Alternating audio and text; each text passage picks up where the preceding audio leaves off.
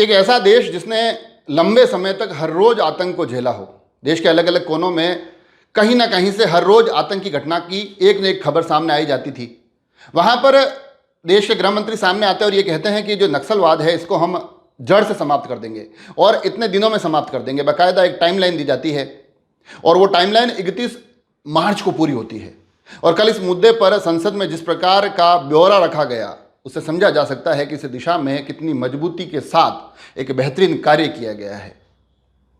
नक्सलवाद एक ऐसी स्थिति बन गई थी एक समय में कि जब आए दिन न केवल नक्सली हमलों में ग्रामीणों के अलग अलग लोगों के मारे जाने की खबरें आती थी, बल्कि बड़ी संख्या में जवान भी इसका शिकार होते थे, हमारी सेना इसका शिकार होती थी। उस वक्त हर एक मन में पीड़ा पहुंचती थी कि इस पर कुछ किया क्यों नहीं जा रहा है।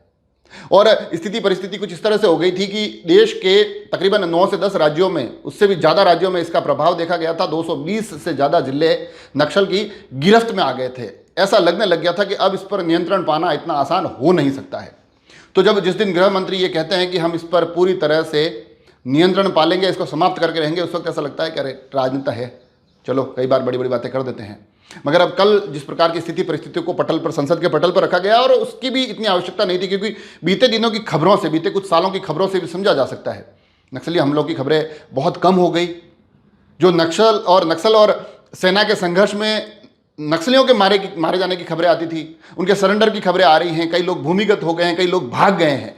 कुछ छोटे मोटे गाहे बेगाहे जो हमले हो रहे हैं वो भी हमले कम, हताशा ज़्यादा महसूस होती है।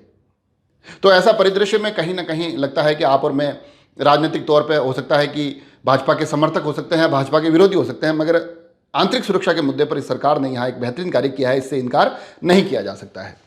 क्योंकि ये जो नक्सली क्षेत्र था, यहाँ पर एक सबसे बड़ी जो पीड़ा थी ना वो ये थी कि यहाँ पर मरने वाला, चाहे संघर्ष हो रहा हो किधर से भी, किसी भी गोली में कोई भी मरे, मरने वाला भी हमारे देश का होता था और मारने वाला भी हमारे देश का होता था।